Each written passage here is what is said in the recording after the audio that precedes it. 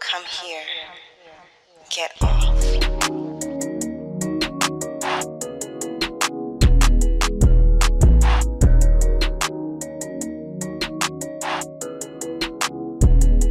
Hey, good people. Thank you for joining us again for another episode of The Turn On. Today we're talking to Julienne L, pronouns she and her. Julienne is a teacher in New Orleans, Louisiana. She's worked over the last decade to create more inclusive classrooms by mentoring teachers across the city and developing curriculum and standards. Thanks so much for coming on the show. Thanks for having me. Thank you for joining us. Julienne is one of our special listeners, and so I appreciate finally having you on the show. She be texting me like, girl, what did y'all say? So thanks for joining us. Okay, so we're going to jump on in. What were the prevailing attitudes about sex and gender when you were growing up? My parents are Southern Baptists. Love that for me. Love it. My mother's a deaconess, and my grandmother is like a church mom, elder. Mm-hmm. So, it wasn't really we weren't really talking about it. It was very much like, no, we don't do that. You know that book on periods that you give it and you just kind of like scoot away? Yeah. It's like that. So for context, my family does Hollyween, not Halloween, because obviously it's the devil. Oh, and one year I wanted to dress up as Mary because I'm going to be a character from the Bible. I want to be a character from the Bible. I want to be the best person from the Bible. Like, I don't want to be the baddest bitch. Right. Like, I want to be that, bro. Like, I want to be her. So I was sitting there and I was like, Granny, I want to be married. You can't be Mary Magdalene because she was a host. So she goes, Jesus, Mama? I said, yeah. She said, you think you can give birth to the next Jesus Christ? And I was like, well, at 8, I don't know if anybody. That's my family. So as you know, there wasn't a lot of openness about sex. My dad was very much like, you have to tell me when you're having sex because things can go wrong. Things can go terribly wrong. And I was like, what things? What's going wrong? It was like, just things, and so they weren't really talking about it. And as I got older, my family was very much much cooler. But between when I hit puberty and the end of high school, everything was just like, no sex, none of those things. That was really how I grew up. What do you think made them how does that impact? Oh, sorry. I had a follow-up. Sorry. No, go. What do you think made them get much cooler as you got older? I don't know. I was at home.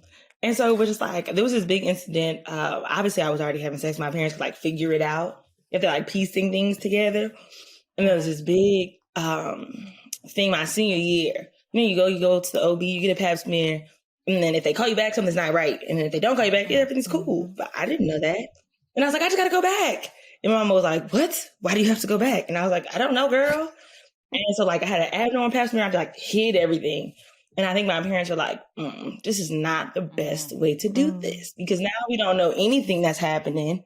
There's something we're supposed to, she's supposed to be telling us something when she comes back out of the doctor's office, but she's not telling us anything. And so I think for them, that was just we're sending her hundreds of miles away. And if she can't even trust us in New Orleans, then what's going to happen when she goes far away? And so I think that was a really big thing for them. Word. Okay, Julienne. So how did all of that impact how you move through the world today? You were Mary, couldn't be Mary Magdalene. Even though Mary Magdalene was a pivotal point of Jesus' story. But anyway. Exactly. But anyway, couldn't be her.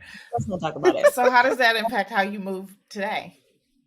I think it's just I realized in going to Howard and then going to different schools, unlearning, just all of these are really structures, and obviously meant to oppress women, and to make women feel small and unhappy and all these things. And so I'm a very sex positive person now. Mm-hmm. I'm just if that's what you want to do, girl, as long as it don't involve animals and children, if that's your thing, get it on, and consent, obviously, Yeah. But I feel like that goes without saying. But I'm just very I identify as bisexual, even though I'm currently dating a man.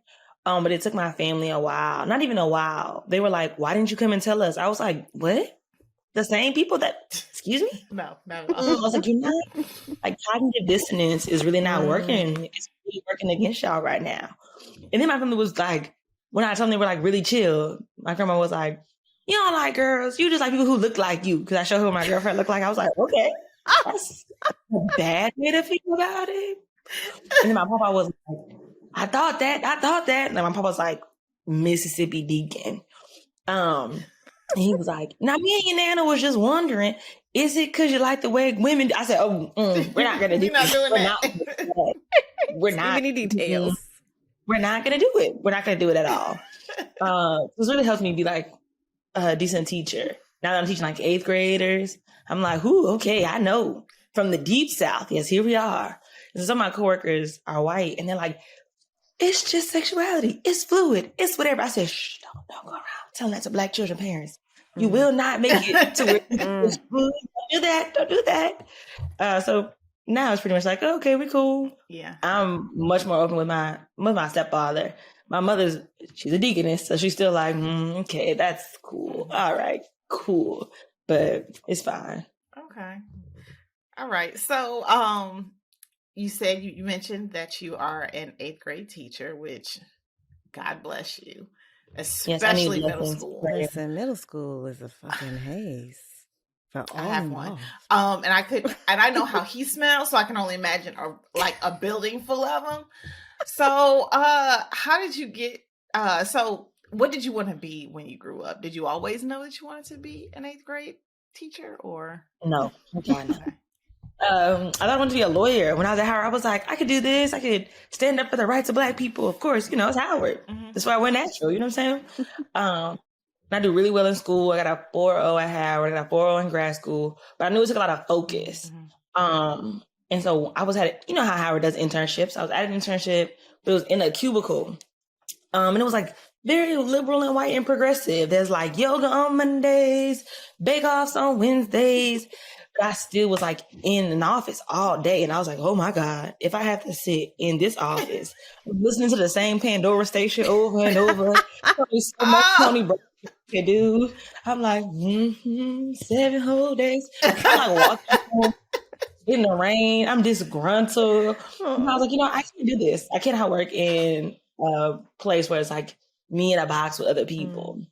But every time I studied abroad, I've been studying abroad since I was in high school. I would like teach. When I was abroad, I would teach ELL. So English language learners. So English to people who didn't speak English. And then my sister was like, why don't you just imagine being a teacher? I was like, poverty. It smells poor over there. Like, my mother was on the school where I was like, it smells unfortunate. But then one summer I did Jumpstart. I did bilingual pre-K. And I was like, this is so much fun. I love it. I was like exhausted, but I was like, yes, small people. And this is before people were talking about like extrovert versus introverts and stuff like that. And something I realized I really get my energy from other people, especially small people, and like watching them learn and figure stuff out. And then just really comparing it to how I grew up. So me and my brother grew up obviously in the same house, different schools. And I don't know if you know Kenrya, but my brother like shot and murdered.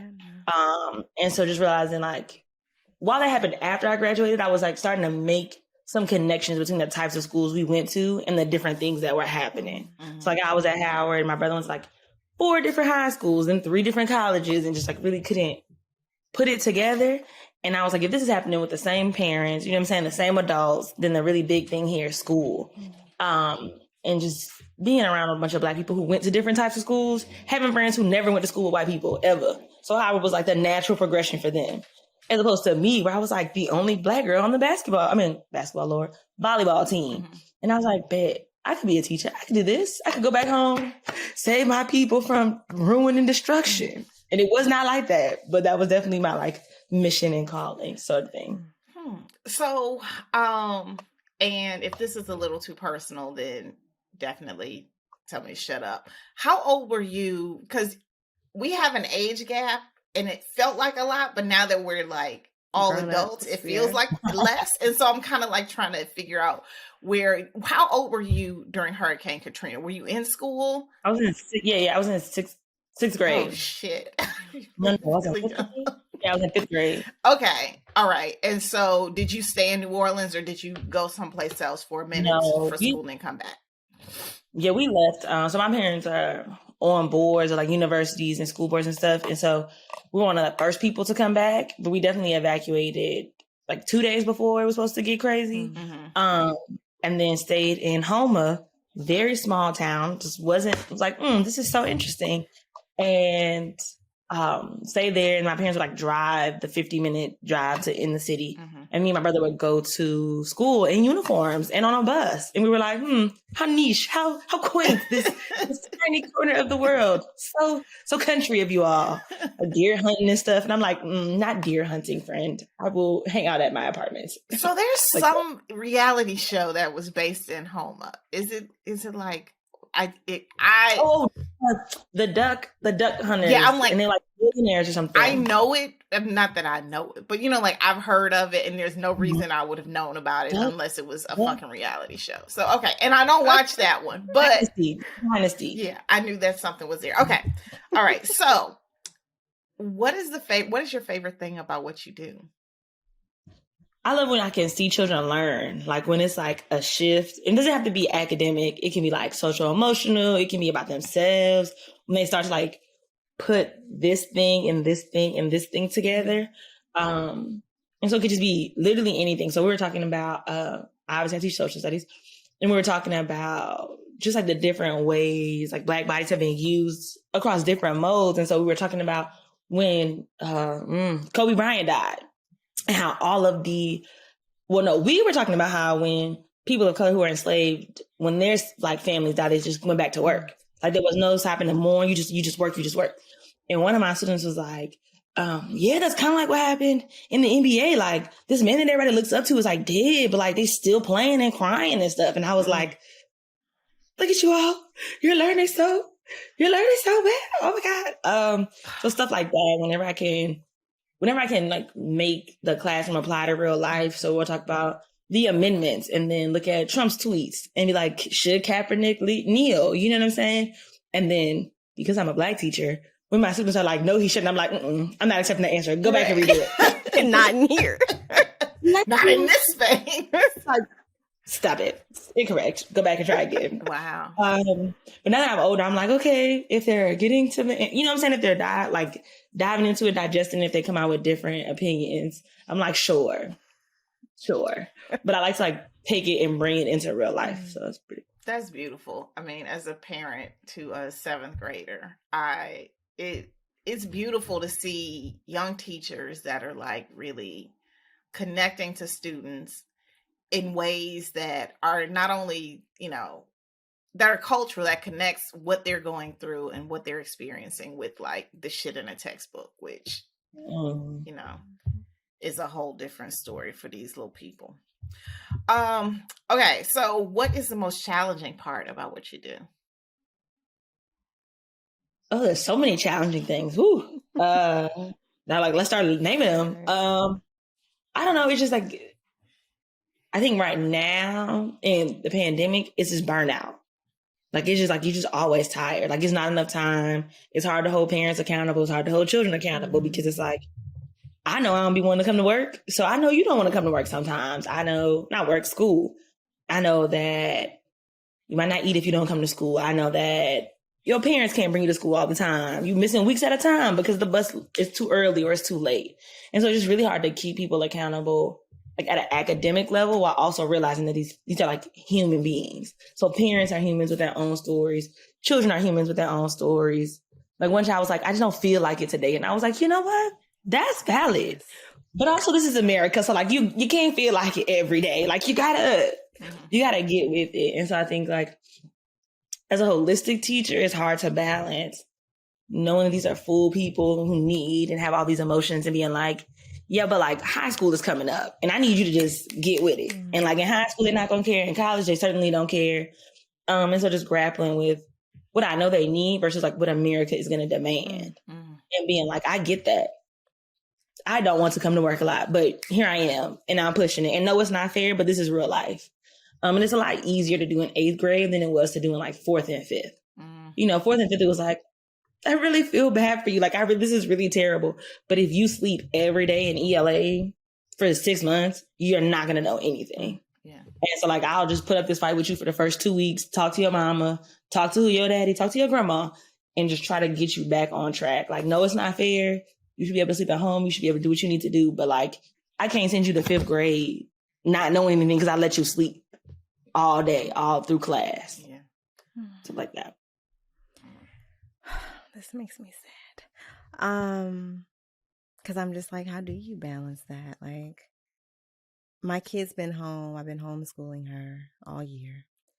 And one of the things that I think has been good is that I've been teaching her about the importance of like radical rest and speaking up when she needs a break and using her words rather than getting frustrated. Like, and I worry that like when she returns to a classroom, like how will she transfer those tools, right? That doesn't involve her being like, I'm gonna go to sleep in this corner. Like, you know what? We'll pick up math after dinner. Right. I'm like, ooh, Kenrya, is that a good idea? Well, but you know what? I think it is, because I think that Black women, we are socialized to be the mules of the fucking world, right? We are taught that we have to push through everything. And if I have learned nothing else over the last like year and a half, 2 years, as my health has declined, is that is not healthy and it is not sustainable. And I'm doing so much unlearning around that I'm trying to get to her before she gets to that point.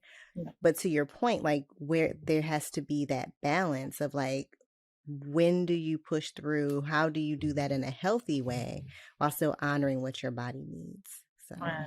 I'm also thinking from like the teacher perspective of like 30 children who need rest at different times of the day. And so like, how do I teach you all if I only have you for an hour? And like, this is the time where you need rest, but somebody else needs it in the next 5 minutes. You know what I'm saying? Like, how does this work? And they're just like, oh, okay. Right. And all children have different needs. And so it's like, ooh, how do I handle everybody's need for everything as well as my need for being tired? I'm like, just sit. Humans They're like, I'm like, just do it. Just ask your partner, please. So yeah, no, I definitely get it. Oof. Yeah, that's a lot. And teaching is one of those professions where people tell you to take all your time, but if you really took as much time as you needed to, children wouldn't be in school, right? And then there was that whole thing when the pandemic first started, when people were like, teachers should stop getting paid because they're not doing anything. I'm like, are we not doing it? All of the fucking things, everything, and making not even a fraction of what you're supposed to make? And then I was like, look at you with your child. Right. And you knew what was going on. Like, I had a parent. Like, has he always been like this? I'm like, are you kidding me? I've been trying to tell you this since August. Are you kidding me right now? And I was just like, looking at her, and I'm on the phone, and I'm like, yes, yeah, no. I'm like, he's not really reading words correctly. I'm like, yeah. All those days decided to keep him home didn't help. They didn't help him. Yeah. I think people have absolutely gotten a window into their children in a way that they probably didn't want to. I think a lot of folks were content to just send their kids off to school and let y'all deal with them and not really get to know them or what they need to learn, and shit bit them in the ass. Right. And now they're like, oh, no, they can't come home. I'm like, well, if you cut up at school, you'll be home with you. Let's don't do this. Yeah. Well, okay, so we've started to talk about this a little bit, but we asked you to come onto the show because we read a story last week called Quarantine, a collection of shorts, and it features folks whose lives and relationships were changed by the pandemic, which is still going on. And you talked, just now a little bit about what that has looked like for you, but can we delve a little bit into how the pandemic has impacted your work life? Yeah, we can do like when I was home all the time, doing virtual versus when I'm back in the building. And I've been in the building since I teach young kids. So I'll just start from the beginning. So March 2020, woo! I realized I'm an extrovert, but I'm at home with me and my roommate. Wait. That's when you first realized you was an extrovert? No. I realized I'm an extrovert. I'm about to say, wait! Because we've known you for quite some time. Okay. I'm an extrovert. That was like, woo. I'm an extrovert. Don't forget. Literally, I remember when we first met you. You were a a baby in college, and we knew you because you were an extrovert. You were, in a good way, in the very best way. Yeah, you stood out. Yeah, that's been my thing. So that's me. So they sent us home, and they're like, you have to stay home, you have to stay in the house. And New Orleans had just had Mardi Gras. So unlike a lot of places that were like hearing about it, New Orleans is a small city. Like, it's a big city in personality and life and blah, blah, blah, blah. But as far as like people and square mileage, is very small. But the pandemic really hit us really hard because there's people coming out from all around the world to come to New Orleans. And if anybody's been to Mardi Gras, it's no mask, it's no safety. It's just, reaching over people and da-da-da. So the numbers in New Orleans are like through the roof. Like, for a small city, we were one of the most major affected people by it. And it was just happening in real time. And so we went home, and I'm like calling children every day to see if they're okay. Sometimes their parents answering, sometimes they're not. Sometimes children have COVID. Sometimes their parents have COVID. Sometimes they in the hospital. And I'm like, oh, okay, well, here we are. And we're like logging all of this. So I'm like, this is exhausting, just to call you every day, see if you're okay. And then, like, y'all are both parents. You don't want to hear from Miss every damn day, every day. Like I talked to you yesterday. We good? Just call me in a week. The work not getting done. It might be getting done. Leave it alone. So then they had this drive where they let us give back computers. And because I hadn't had social human interaction in weeks, I'm like, hello, Kenrya, how you doing? How's your children? Yes. With my mask on. Oh my God, yes, I just love everything. Everything's great. And the parents are like trying to drive off. And I'm like jogging next to the car trying to talk because I just need human interaction. And they're like, we have so many blocks. Louis, do you need to do all the blocks? I'm like, yeah, I got it all day. I can just run computers all day. They're like in my car. I'm like driving the homes, driving them off just to like talk to people because I'm like, this is exhausting. Like, people who are being recharged by this, I'm like, oh, I have no idea what to do. Like, I don't even know what's going on. We really didn't know. So then the school year that just passed, 2020, 2021, the fourth graders, everybody K-4 went back to the building a lot sooner because, research proves that virtual doesn't really work for K-4. It doesn't work for their parents. It doesn't work for their cognitive and like social development. So we were in the building, and there's these big dividers that kids have to sit behind. And they have their mask on, they're sitting behind dividers. We go to the bathroom in groups, like just so many different things that we didn't have to do before. And I found myself like really policing children a lot in a way that I didn't want to. Like, I'm like, Kenrya, make sure your mask up. Erica, make sure your divider's up. You have to do this. You have to do this. You have to do this. And that like constant looming threat of like, I'm doing all I can in the building, but if they go out the building and catch COVID, then the whole class is shut down. So like, as soon as you build a routine, there's a possibility that you go virtual and the whole routine is shut down. Luckily, fortunately, the fourth graders, their parents were really strong. We didn't go home, not once. Sometimes I wanted to go home. I was like, I just really wanted to rest and sleep in. But they were cool. And then like as an 8th grade teacher, it's been really hard because they need a lot of social interaction, but they can't hang out with their friends across homerooms because we have to do contact tracing. Some of them don't have the vaccine. And so it's a lot of like, stay over there, move over there, stay over there, stay over there, stay over there. You can't go over there. You can't go over there. And there was also a lot of like, teachers went from being like these hero people to why schools are being epicenters. Schools are epicenters because teachers are doing whatever they want all weekend. Schools are epicenters because teachers don't make children wear masks. Schools are epicenters because, and it became our fault immediately. And I'm like, the children don't have vaccines. Their parents have to go to work every day. Maybe there's a small percentage of teachers who are going out, but you don't know that. You can't trace that. And so just really, I didn't become an 8th grade teacher to police children all day. And knowing that like the biggest blow-ups, the biggest fuck Miss Lewis, is over. You just have to be where you have to be. Like, and I can't control that. But if you don't do it, it's coming down on me. And so that was really stressful.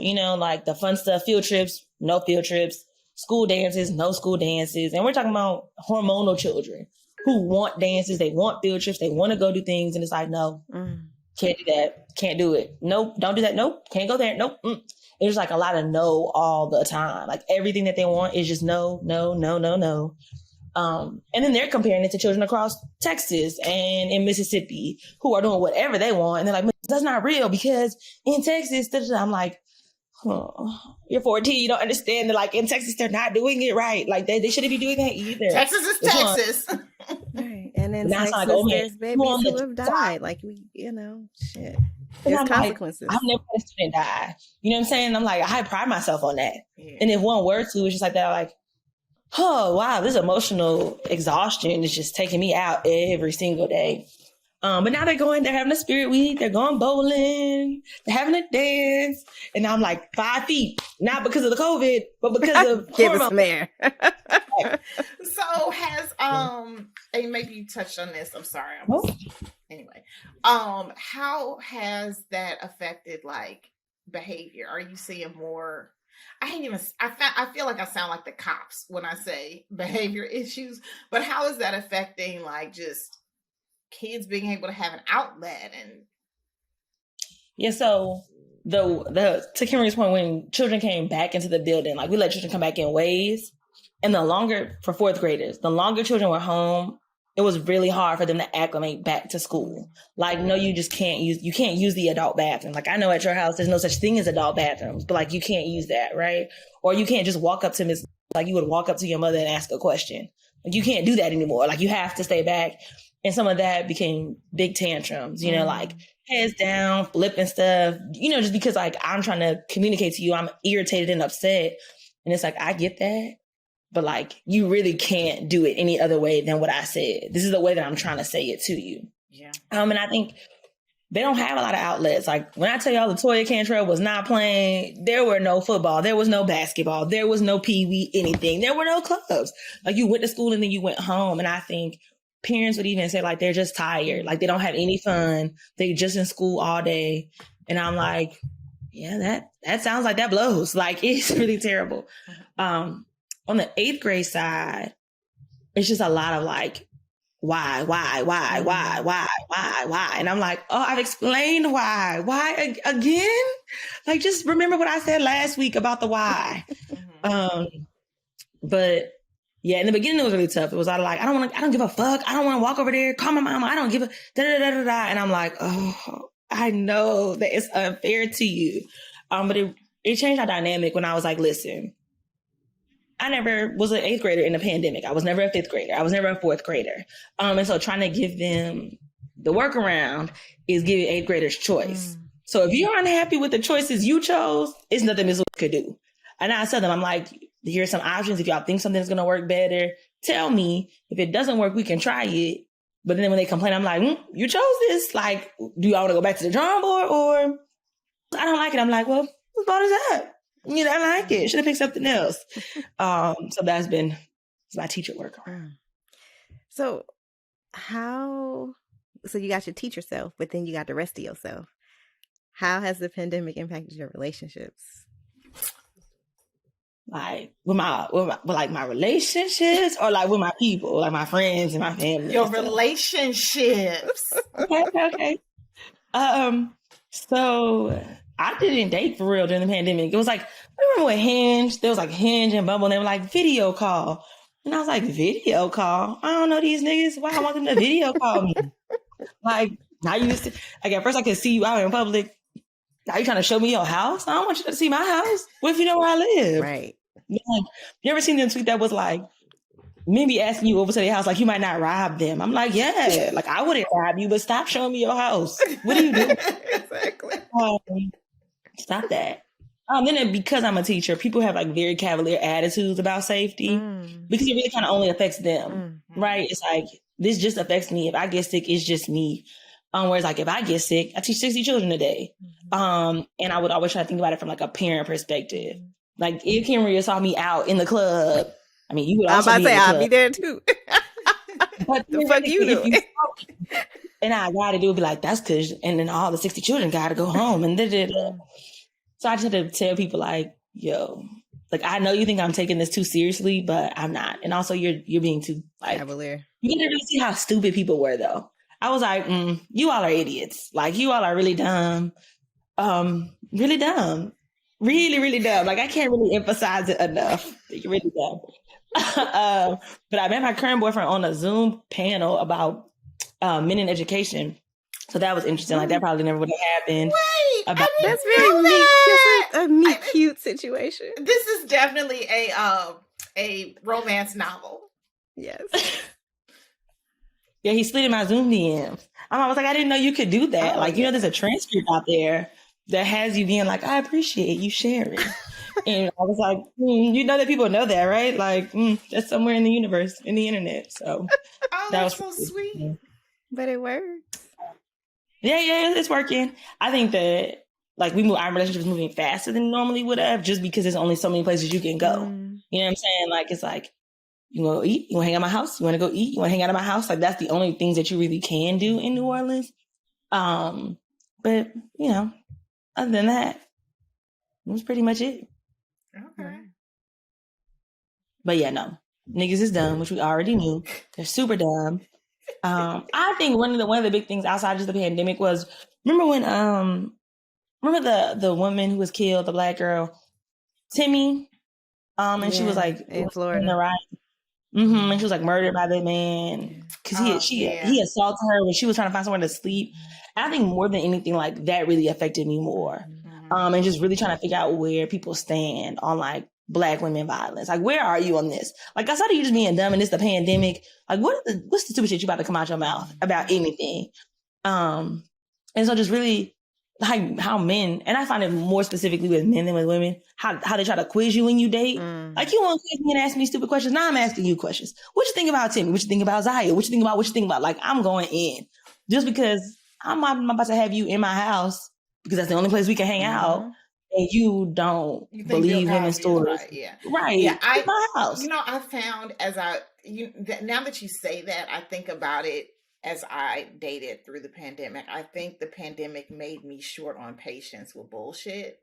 And so I was quick to get to those questions and be like, okay, look, because the world is a dumpster fire. I'm going to talk about it. Like, let me see where you stand on this so I can determine if I need to bounce now or we can keep this up. So, yeah. Yeah, because like we don't have to, some things we can work around and we can work to. But I'm not in the business of teaching grown men or women. And I think, I don't know if it's the South, I don't know if it's Black women. There's also a lot of like internalized, think about what happened with Megan. Well, we don't know. And that was around when Fabulous. Remember when he like knocked his baby mama teeth out and like threatened to kill her daddy and all this stuff. And then people were like, they're getting married. I'm like, oh my Lord. Yeah. Oh my God. Y'all are getting married because she can't testify. Oh, okay. All right. Yeah. Okay. Yeah. But like between those two things, and also being, I think, 25, 26, around the time people say you start being less interested in foolishness, those two things together was like, God, I wish I had been less interested in foolishness at that age. I'm really, I love you. So I'm like very excited that you got to that at this age, right? Like I didn't. Because bitch, I'm 40 and just now getting it. Right. Like I didn't start being super intentional about asking those kind of questions until, granted I was married and divorced and then dating again, but like when I was in my when you was mid-30s and then when I first started dating online after I was married, I wasn't asking the good questions. I don't know online. I wouldn't do it when like when we bumbling back and forth. You know what I'm saying? But it's definitely one of those like in person. Listen, that's my screening call. As soon as we got off the app, when we got into that call, I would start asking them motherfucking questions. I would tell stories and see how they reacted, and then based on that was whether or not they got blocked after we got off the phone. But I didn't get there until a decade after you did, so it makes me really happy that you're there. Yeah. Yeah, I think one of the silver linings of like coming home so soon and everything that happened. I've been in therapy since I was 21, like real therapy. Like, you like fight therapy when you first start because like hard truths about my life, girl. I'm teaching. No, thank you. Like after the work day, you want to tell me that sounds very traumatizing. Like, excuse me? No. You stop talking. It's time for me to go to rest. But like now I've been going for 6 years, and so. All of my therapists have been like, oh, is that what they said? And they good for a drag. So I'm like, oh, you just gonna keep dragging me. You just gonna keep dragging me. Listen, it ain't nothing like a therapist that's not afraid to drag the fuck So I was This lady told me. Oh, so go ahead, I was Spence. talking to my brother who we're open about this. He's recently started his therapy journey. He And told me he's going. I'm very excited. Therapy is great. It is amazing watching it from the outside, like, because I see him struggling. Like, and I was like, bruh, you gonna fuck up a whole lot of relationships in the beginning just because you're trying to set boundaries and figure things out. So I'm seeing that, and I think he's kind of through the point where he's like recognizing the fucked up shit that went on around him and boundaries and all of that. But now he's entering the dragging portion. Oh yeah, they let you get good and You be like, oh yeah, my mama ain't shit, my daddy ain't shit, my people doing this, and it's like, great. Now let me tell you how you ain't shit. Have you like that the SpongeBob meme where he's sitting over the coffee? You just be looking at the coffee like, yes, that's what she said. Okay. This lady told me, she said, I said, yeah, you know, it's just like a lot of work. I was like, you know, it's just like work. And she was like, so dating a grown man feels like when you're teaching 8-year-olds. And I was like, well, no, because what I'm trying to say is like, he just needs some support. And she was like, so you're providing a man 10 years older than you emotional support for his family? And I was like, all right. Well, that's fine. I think that's enough for today. I was like, oh. And I was like, I looked at the time and I was like, 20 more minutes. Can't even hang up. It'd be that, and then they like turn the question back on you, because I'm good to ask a question and I just want the answer. Like, give it to me. I don't know, Julian. What do you think is the answer to that? I'm like, how much do I pay you, girl? You are you kidding me? So, wow. Okay, so in the excerpt that we read from the book, the main character, Nicole, she has sex with someone who was previously off limits. It was like, you know, her brother's best friend. And he was like previously off limits, pandemic hit, they start, you know. Has a pandemic inspired you to push any boundaries? I read that question and I was like, damn, I'm gonna have a vanilla answer, but only because I was a high girl before. No, so I'm glad you helped. That's healthy, right?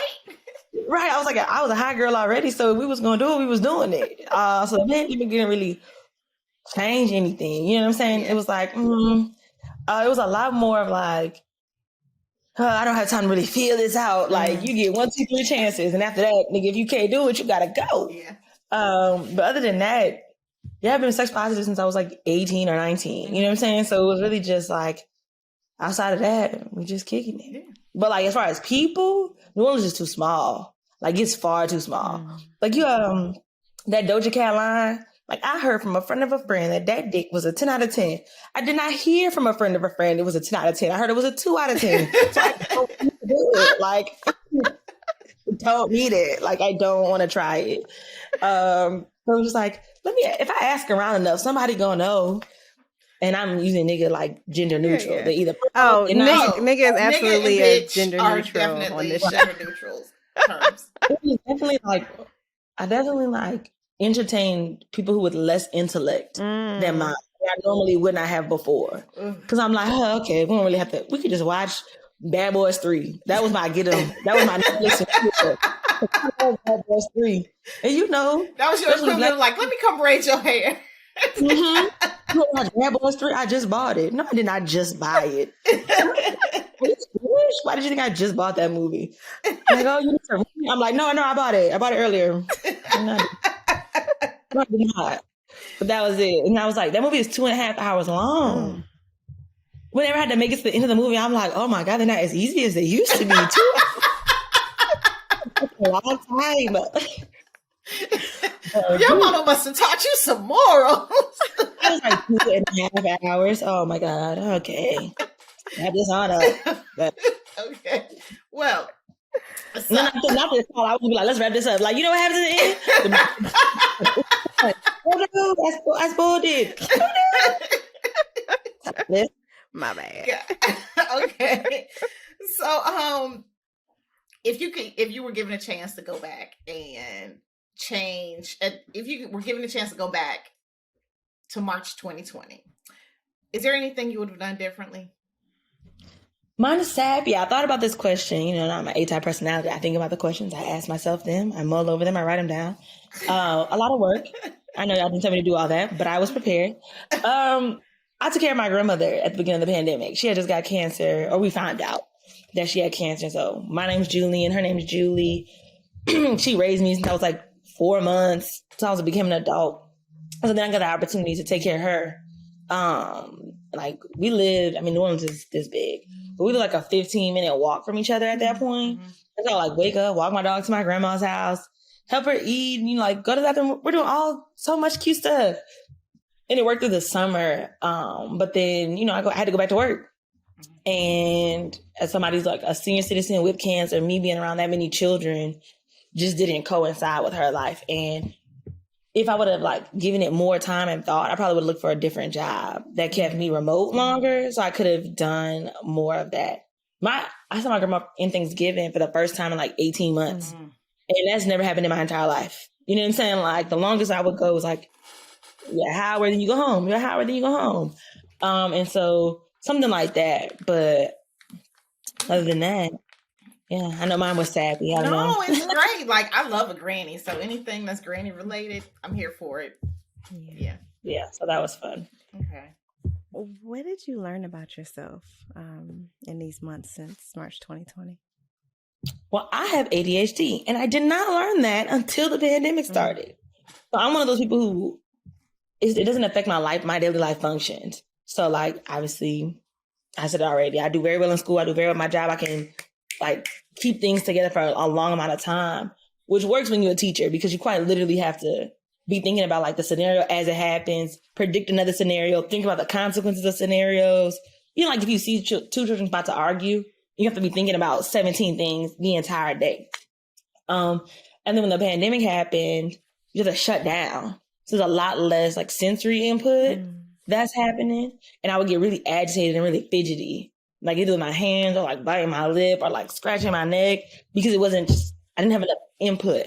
And so I was asking my doctor and I was like, well, what do I do? I don't know. Like I'm always irritated. Like I'm irritated and I'm bunched up. And he was like, you should probably think about like, maybe you have ADHD. Like maybe that's what it is. Cause I was already taking medication for anxiety. And he was like, that might be part of it. And now we know it's like adult ADHD is really hard to diagnose because it can also be impacted by trauma. And so there's like, and obviously, as I said, my brother was murdered. So there's like layers to everything. And so having ADHD is like, okay, how do I think about certain things, right? So like I used to rack up tickets, like speeding tickets like this. And people be like, Julian, you know where the light is. I'm like, I know. But like, cause I have ADHD, my mind immediately forgets it. Like I can see the speed camera thing and then immediately start thinking about something else. So I ended up with like $1,800 in tickets one year just because my mind is like not moving slow enough to remember this.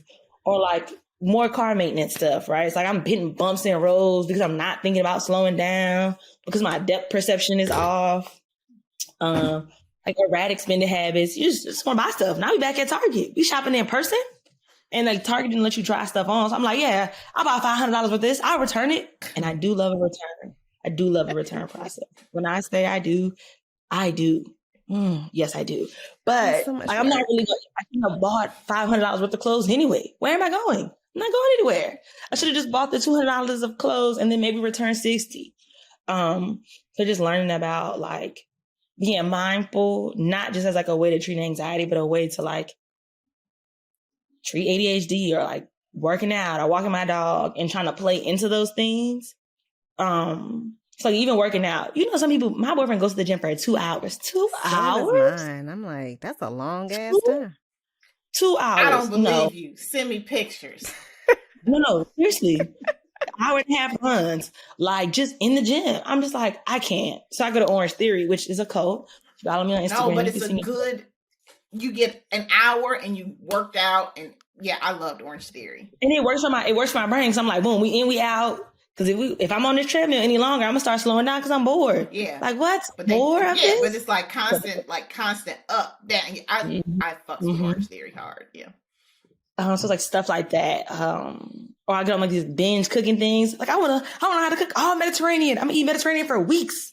And then my boyfriend's like, no, you're not. Like you're gonna get bored with that in a week. And I'm like, ooh, it took about 3 days. And I have all these olives.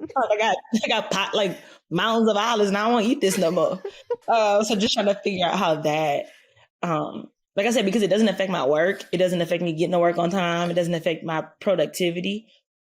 And just having to work through like shame around it. You know, like we Black women. So when I told my grandma I might have ADHD, she goes, who did she blame it on? The devil.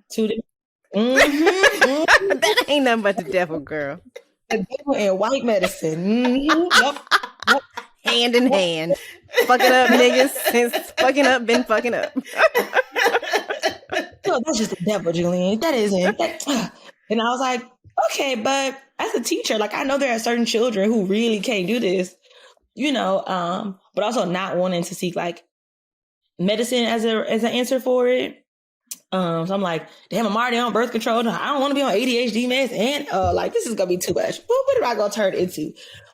So just, you know, staying in therapy, keeping those type of rhythms. But yeah, learning to have ADHD is very interesting. And it's because there's so many different kinds and types. Even if I'm like on a wormhole in TikTok, they're like, do planners work for you? I'm like, no, skip. Yep. So I've got mad that TikTok does the 3-minute videos now. I'm like, nigga, I like TikTok because I need a one and done. I don't need 3 minutes. I don't need 3 minutes. 3 minutes? What is this? This better be a story about how your baby daddy was cheating and you found out because 3 minutes. But and it needs to be a packed 3 minutes. It can't be a no. I need you catching my I'm like, wow, this is a mini movie. Yeah. Stuff like that. Yeah, but wow, okay. That's pretty much. That's not pretty much it. That's not a little thing to learn about yourself, but yeah, it's a big thing. But like, it's not. Yeah, but you know, it's great that, you know, there is a lot of stigma around taking drugs for stuff, and you know, we talk on the show all the time about the shit that we take to help our minds stay where they need to be and our bodies stay where they need to be, and there's no difference between, you know, taking something for ADHD and taking something because your stomach be fucked up. It's all about because you don't want to get pregnant. Right, you know what I'm saying? like all of it is about being your healthiest self, and there should be no stigma. But of course, we know that people attach that. But part of that growth process is being able to say, "Fuck that! This is what my body needs." Right? And it's about having people around you that are like very helpful. Yeah. When it first started happening, my line sister was like, "I was like, I don't know, I don't need to figure it out. It'll be fine." And my line sister's like a healthcare like advocate. That's her thing. What she went to school for. And we're really close. And she was like, you know, there's no harm in like more information, or there's no harm in like needing to do things. And I'm like, the African American urge to not like trusting, more information. So then I got, you know, and then so there's like certain workarounds. So like I'll call one of my line sisters when I'm at the store, and she's like, you in the store a little bit long. What you doing, huh, Frank? You in the store just kicking it? You've been in the store for an hour. You need to be there that long. Then my boyfriend would be like, Target. I don't think we need to end up at Target, friend. And I was like, yes, we do. Just like stuff like that. And then having people to celebrate the little things. Like, so I haven't gotten a ticket in the last like 8 months. Yeah. Any type of speeding ticket. And I'm like, And so when I'm down on myself, people are like, girl, you had $1,800 in speeding tickets? Like, that's not terrible. Like, you have none now. So just like people definitely realize like you need people in your corner who are gonna like help remind you that these things are okay, you know, and this is like real life. But then on the other hand, you know, you be having the internet where people don't understand words, and so now people are throwing out words, and you're like, oh, narcissism. This is gaslighting. You're like, I don't think that's not what that term means. I'm triggered by what? What triggered you? What did it remind you of? What? Yeah. Okay, so you're not triggered, you're just uncomfortable or upset, maybe. Yeah, so stuff like that. Yeah. Okay. What's your superpower?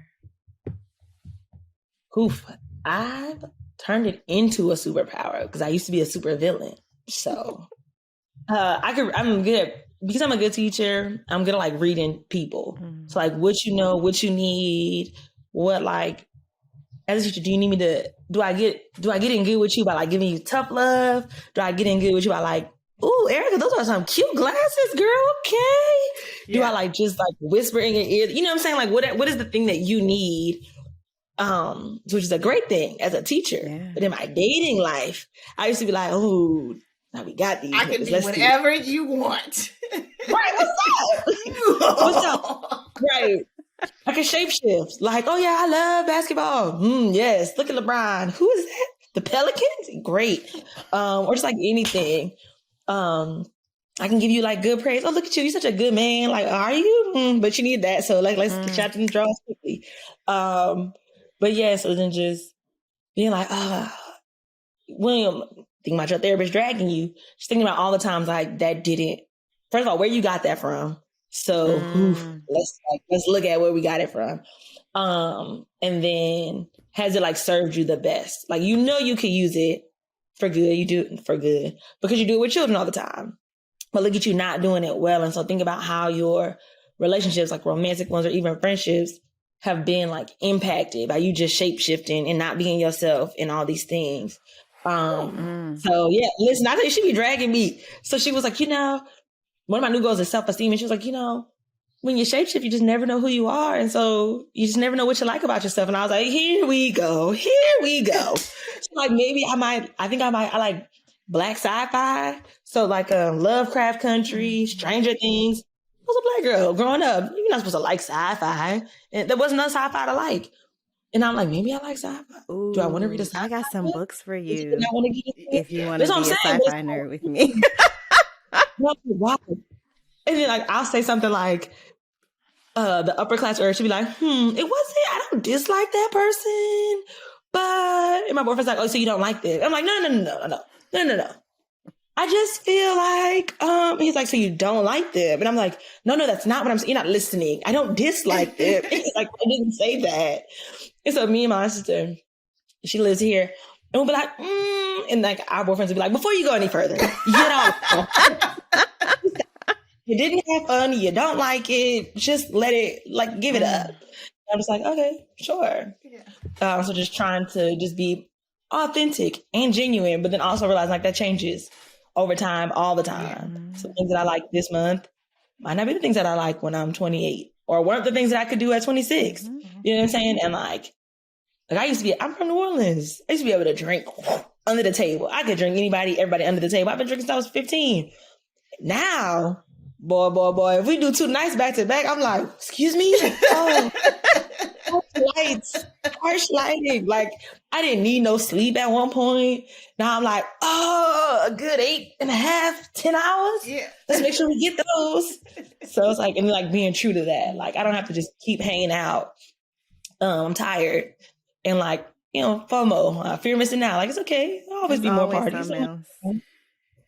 So yeah. And not having a shapeshift to be like, oh, it's okay, I'm not tired at all. Because like the person who ends up losing out on that is me. Yeah. It's always gonna be me. So stuff like that. Yes. Lord.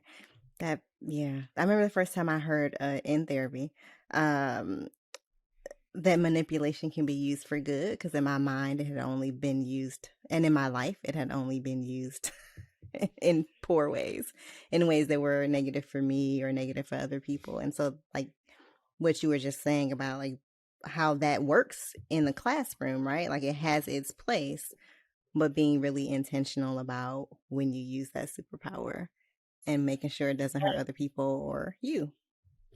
Right, like children are not supposed to know you don't like them. Like that's the number one rule of teaching. You're not supposed to think that you like them. There are children who I do not like. If they get older, I'm like, you as an adult, that's going to be terrible. But like, they don't know that because why would they? Right. You know what I'm saying? Like, that's not supposed to know that. That doesn't feel good.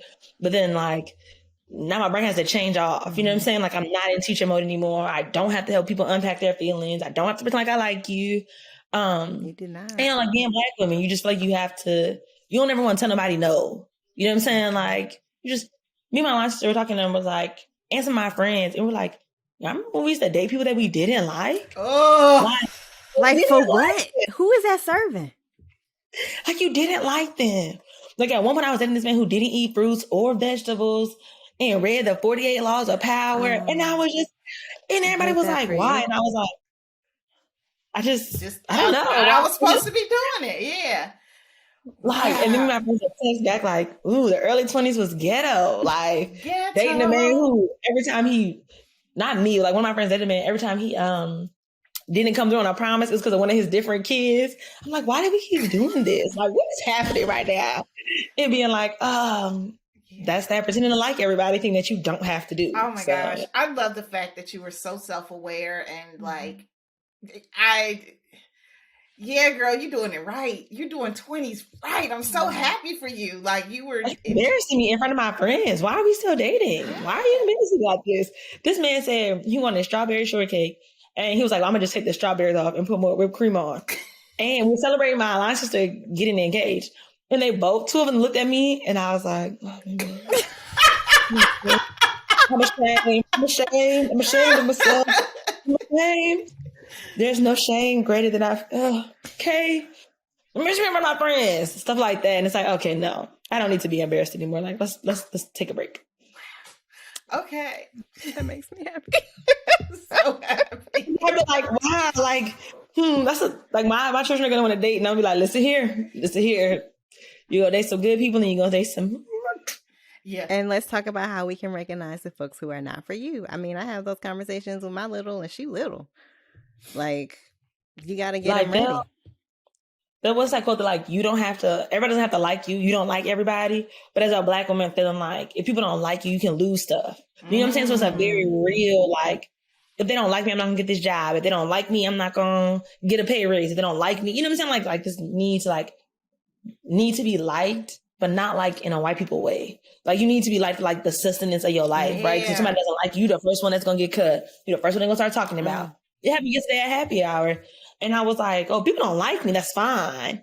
But like now I work in a place where it's not weaponized if somebody doesn't like you. As opposed to this other place that I worked and if people didn't like me, I couldn't get the second, like I couldn't move up in my job. And it was always like clouded in something else.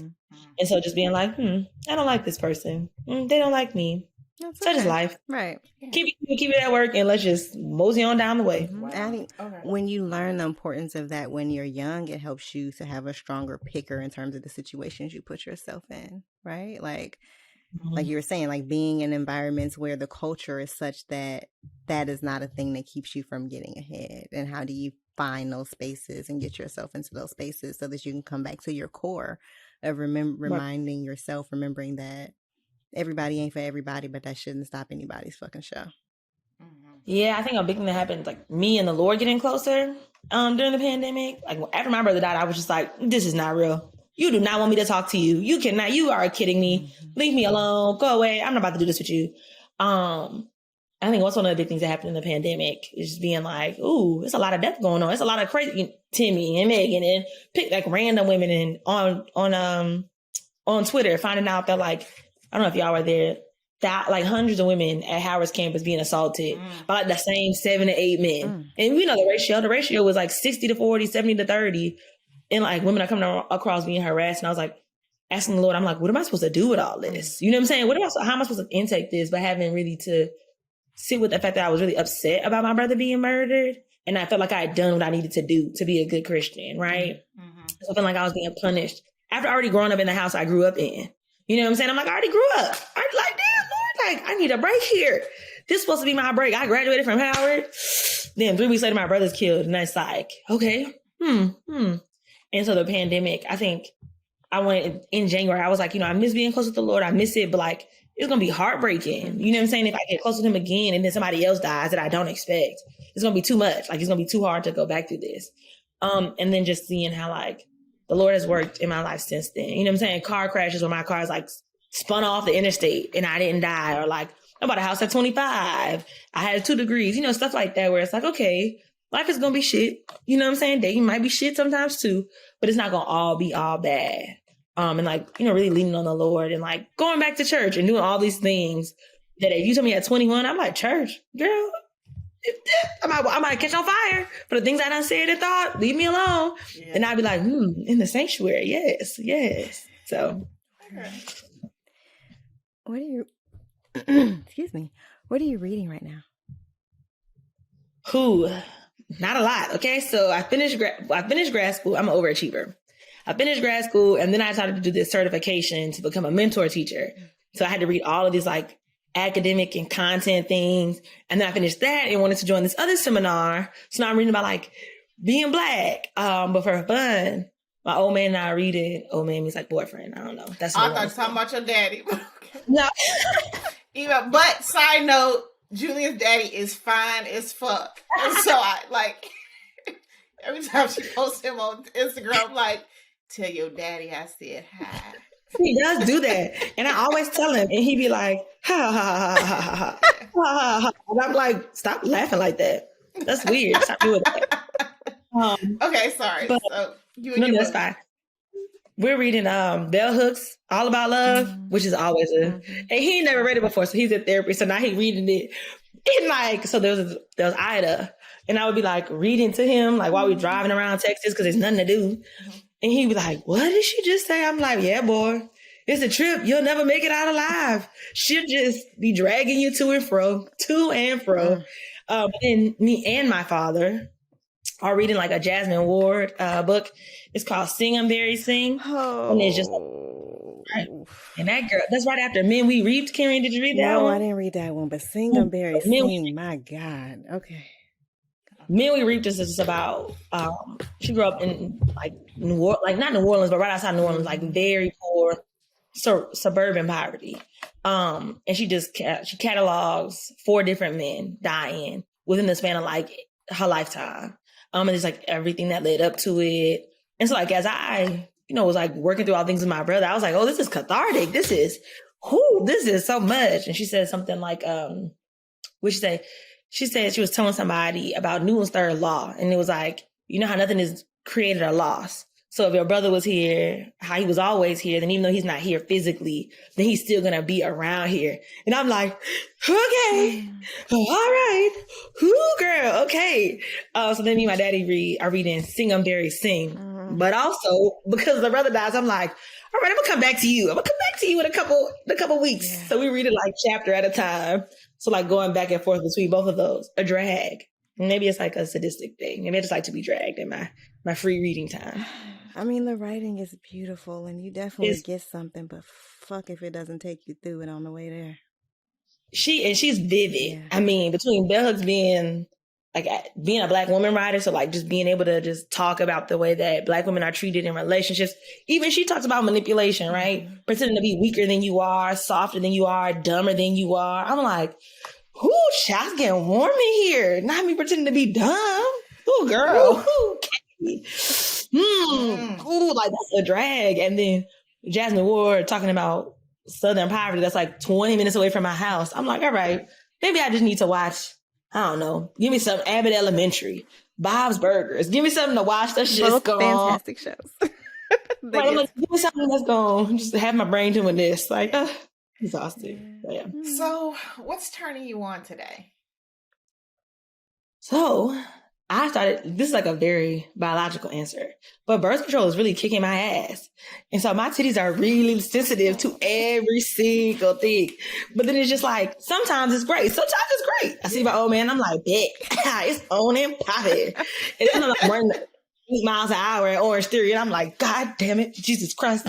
But that and like, I'm really interested in just getting to know my body more and seeing like, what is it like in this new phase, right? Like, I done gained some weight. Nothing wrong with that.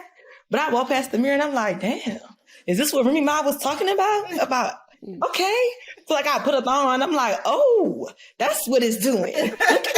Like, or I put a bra on and I'm like, oh, look at you, girl, look at you. Because I grew up in a house where you don't talk about how you look, right? And so now just being like, yeah, I know my old man's turned on by me because I am as well. Yeah. Look at that. Look how that's running. So that's always fun. Okay, so I like to ask a few random questions.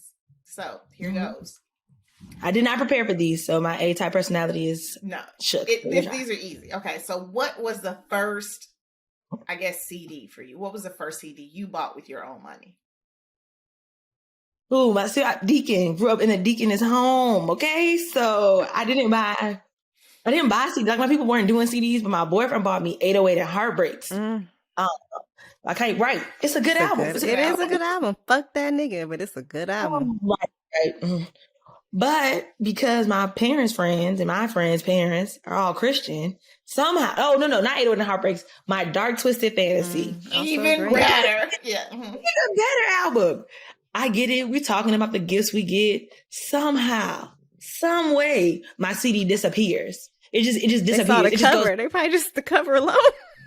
It's red with the dick and Yep. I came home with it after wearing a shirt that was like the freaks come out at night. Obviously, I forgot to put my jacket back on because obviously my mama didn't let me buy that shirt of my own free will. So I'm coming home. The freaks come out at night. I'm at this multi-racial church. I mean, not church, school. That thing disappeared so quick. That and that shirt. Never found it again. Listen to the music at school on my computer. But boy, on the CD, it didn't make it. So what was the first concert you ever attended? Ooh, these niggas really not worth nothing. Chris Brown. You were of the age. You were of the age. Yeah. Like, ooh, I know that whole album front to back. Yeah. Your man named me. Actually, he be acting all cocky, like, and then T-Pain was there, Young Jock was there, so it was going down. Like it was just after the hurricane. So like everybody parents want you to feel some, let's try to normalcy. Mm-hmm. Let's try to give our children some like, oh, this is the first. It was like one of the first concerts after the hurricane. Mm-hmm. So me and all my friends are there. On it popping. Ooh. Me with it, rocking with it. Like, how does this all in one concert? But my parents did not let me buy a shirt, of course, because no more freaks come out at night. Okay, so last question. What is the one song that you listen to that like just fills you with joy? It depends. So I'm getting in my like Black woman R&B bag, right? So like auntie music. Right, Whitney. Like if I need to cry, I'm like, not even cry, but I'm like, these niggas ain't really nothing. That song with Missy Elliott, Why They All in My Business? Why They All in My Business? No, it's okay, fine. It's okay, I have multiple. No, I think we probably just too old for it. When did they come? This is a Whitney song? It's Whitney and Missy Elliott. Wow, I did not know Whitney and Missy did a song together. Continue. Mm-hmm. Okay. Anything with Mariah Carey in it. So fantasy, like I love karaoke. I can't sing. I'm a third. If you know, you know.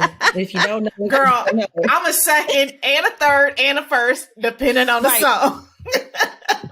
I am a first consistently, but I be sometimes envying the third parts. Listen, I was at that wedding and my friend said, I said, oh yeah, I forgot I'm a whispering third. I'm a whispering third. I got too excited. But right, pass the mic. Not pass it to Julian. And then anything by Mariah Carey. Like I'm trying to figure out for my 30th birthday, am I gonna do Mariah Carey or am I gonna do Whitney Houston or should Whitney be saved for my 40th? You know what I'm saying? But like anything that they sing, it's going down. I'm like, I love it. And now because I'm in love, as a quote unquote, there's if you're on TikTok, you know the song that's like, never had someone to do it quite like you. I'm like, you just may have a lot of time trying to find someone in the car all the way to see my old man. Like, calm down, Julia. It's okay. Like, get it together. But if it's by a Black woman, I'ma sing it. Okay, I love it. Yeah.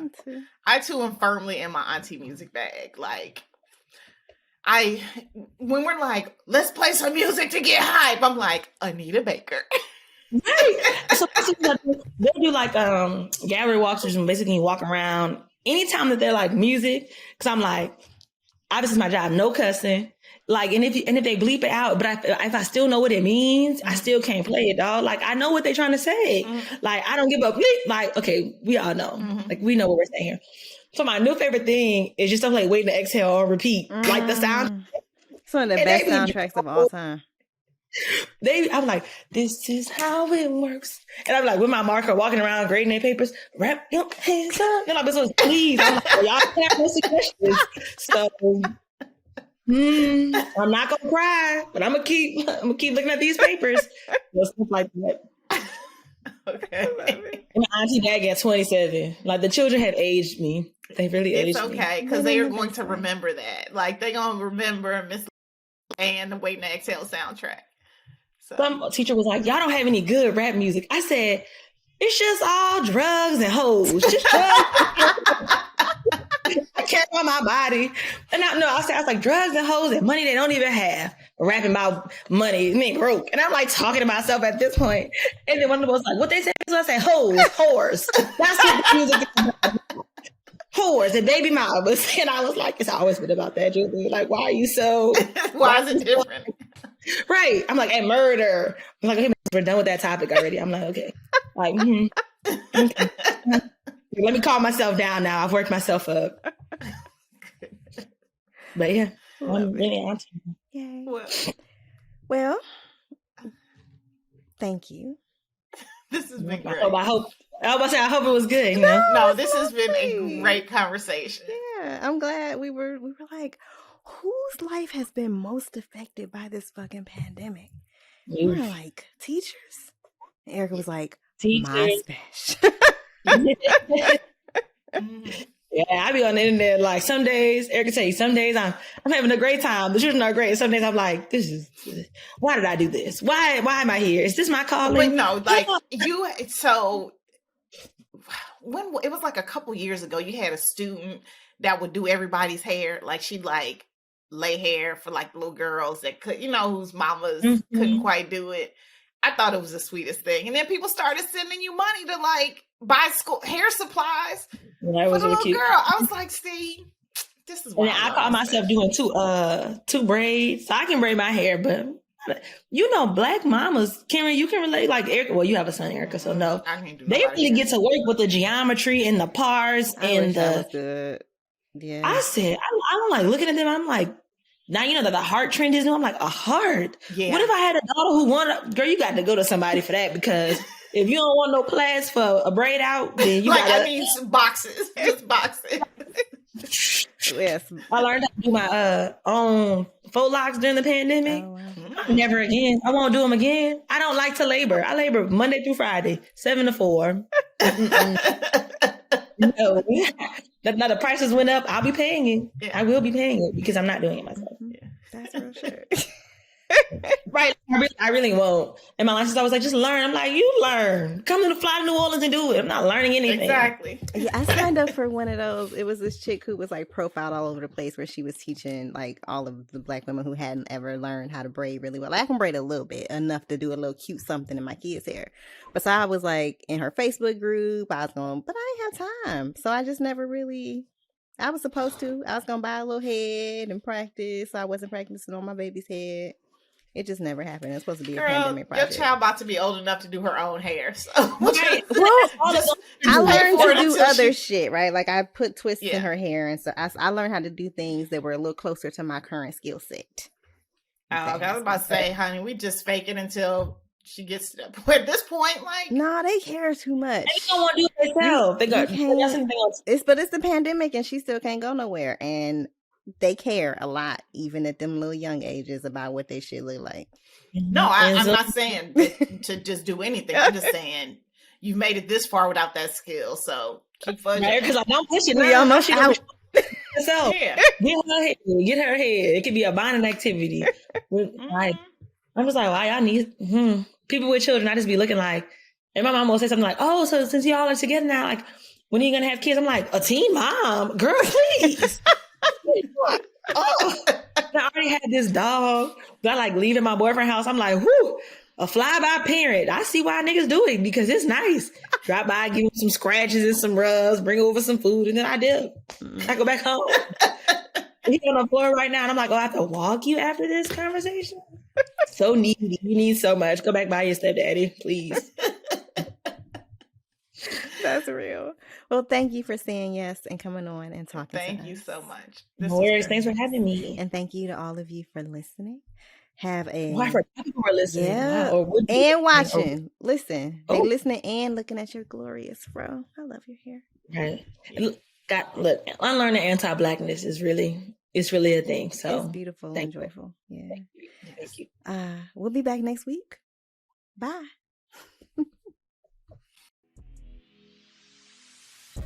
This episode was produced by us, Kenrya and Erica, and edited by Ballistic. The theme music is from Brazy. Hit subscribe right now in your favorite podcast app and at youtube.com/The Turn On Podcast so you'll never miss an episode.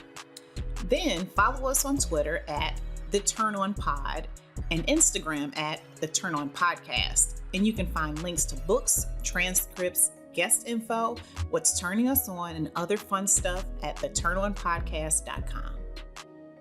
And don't forget to email us at theturnonpodcast@gmail.com with your book recommendations and your pressing sex and related questions. And you can support the show by leaving us a 5-star review, buying some merch, or becoming a patron of the show. Just head to theturnonpodcast.com to make that happen. Thanks for listening, and we'll see you soon. Holla.